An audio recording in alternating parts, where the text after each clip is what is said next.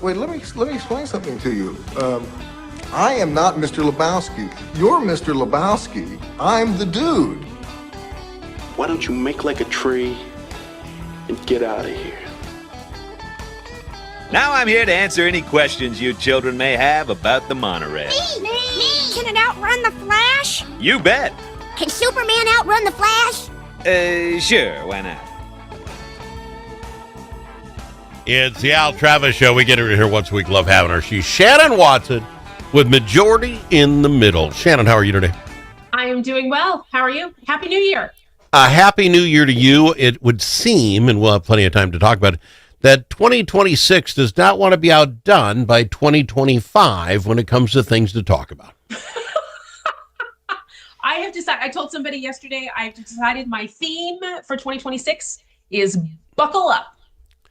You have a theme. I like that. A lot of people do resolutions and you make a theme. I think buckle up is a good one. 2025 was amazing. It wasn't even an election year.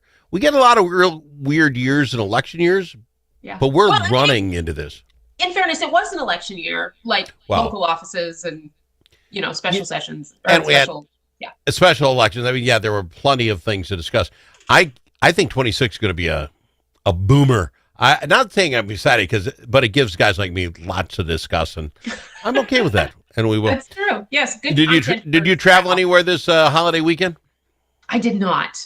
I stayed home. I had a cold. Have you been to Washington, D.C.?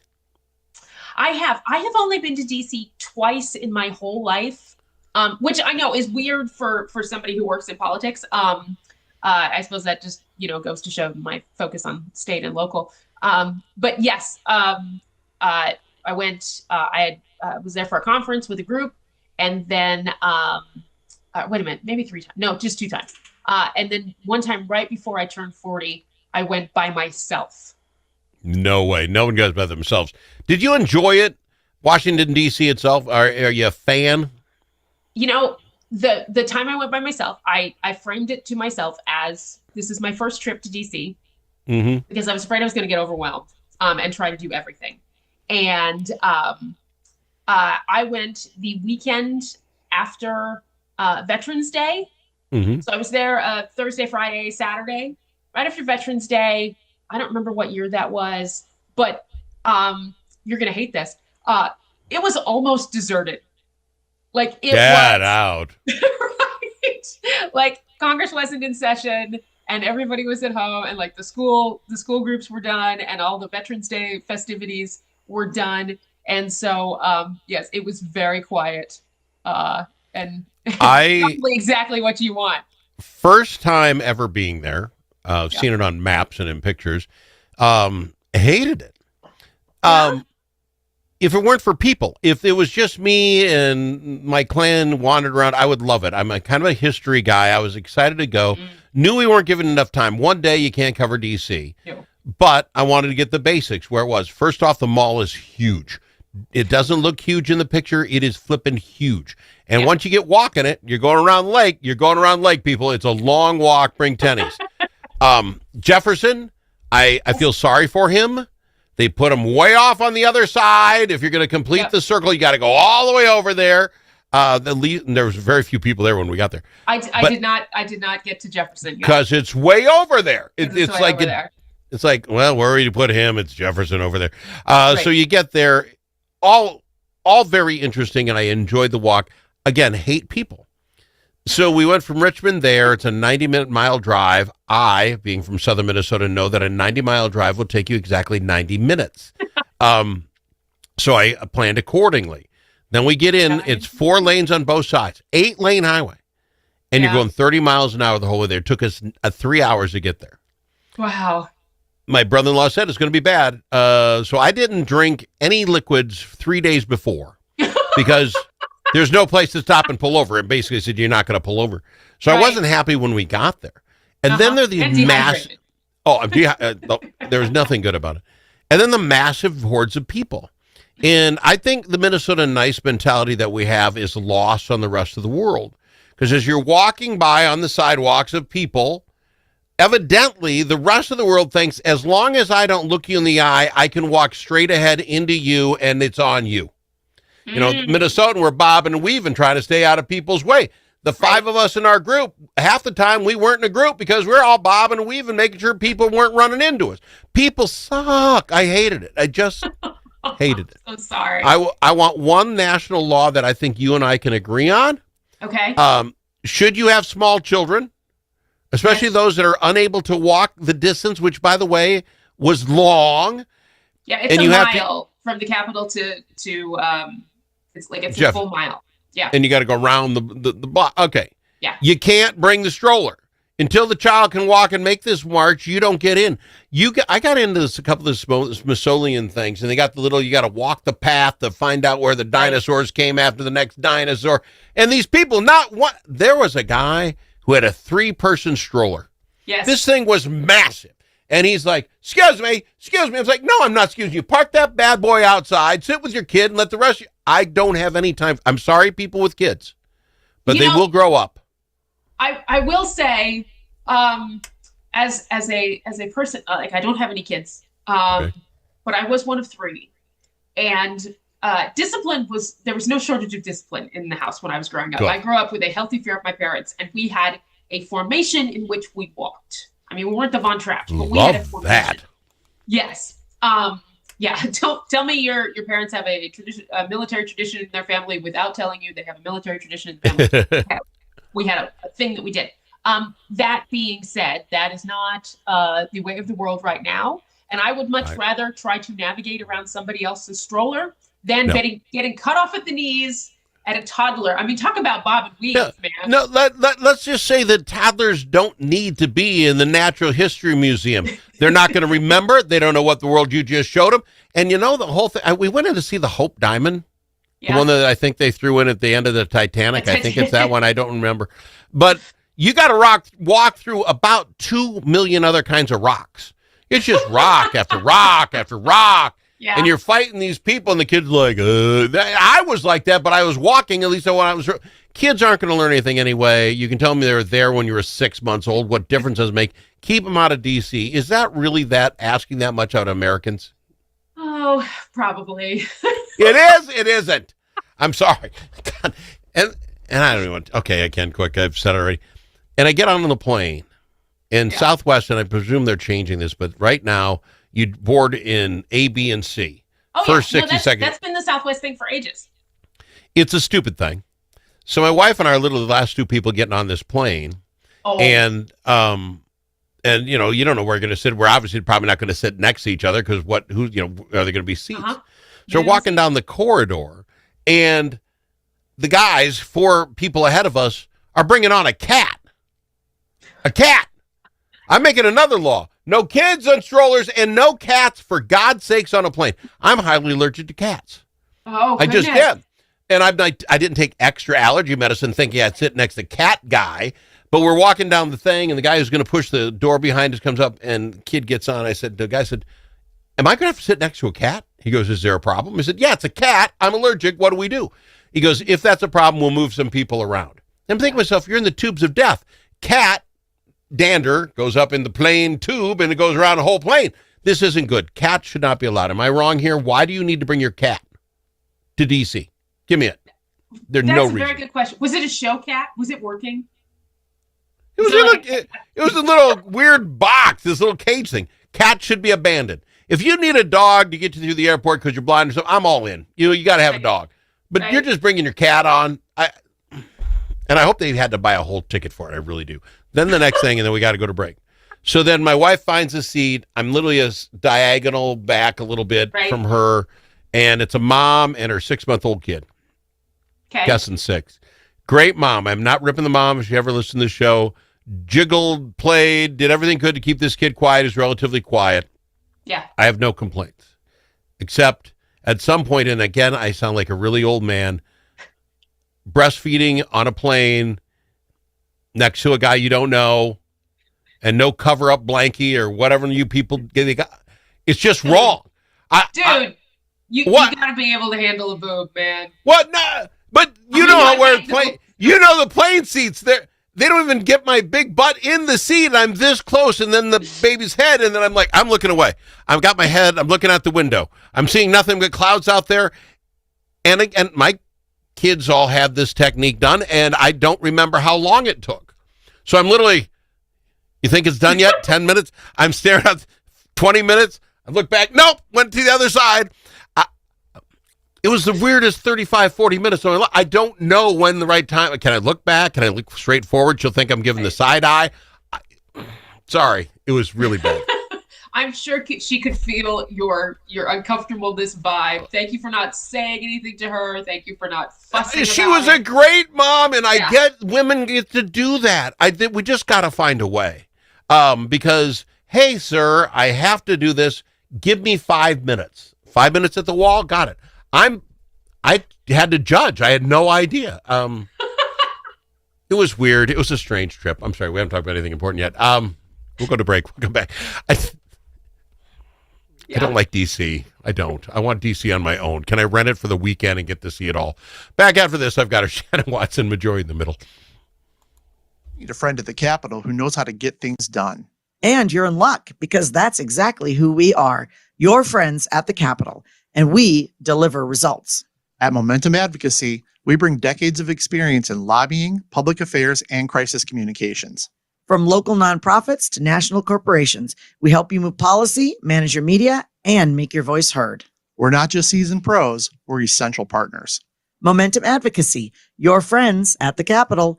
Learn more at momentum-advocacy.com. This season, bring the whole family to see Irving Berlin's White Christmas. This smash hit musical based on the classic film returns by popular demand to delight you at Chanhassen dinner theaters. With loads of laughter and a stunning showcase of Irving Berlin songs, White Christmas is a celebration of the romance, friendship, and magic of the holidays. Make your plans today to see White Christmas. Visit chanhassendt.com.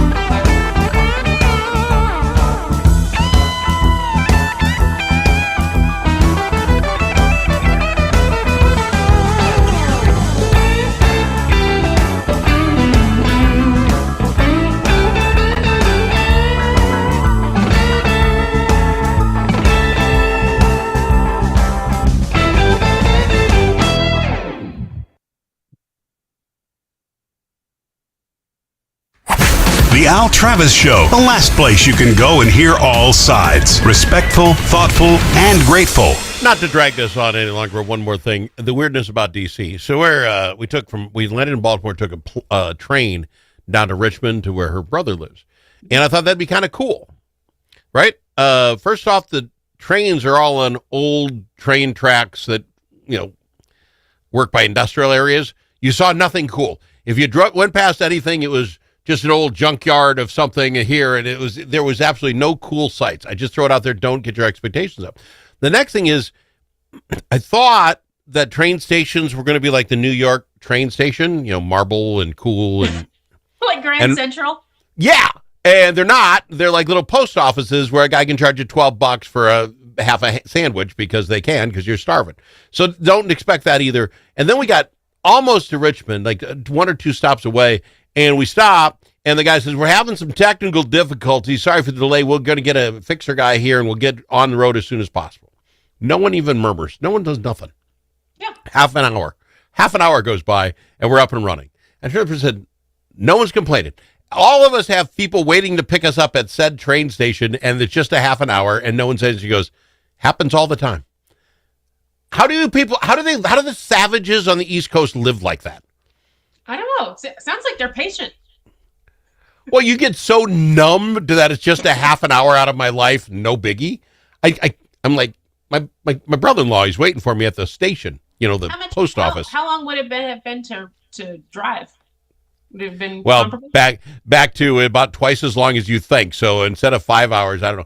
And then the other thing, I thought I'd sleep on it because we had to get up way early. I thought I'd take a nap on it. You can't, because every 20 minutes, guy over speaking, next stop, Bobby Bill Hotel, whatever. Bobby, if you're at your stop. And I'm like, I'm not sleeping. Anyway, good for the East Coasters. Be East Coasters. I'm never going to live there. Want to throw this out because I know something we should talk about.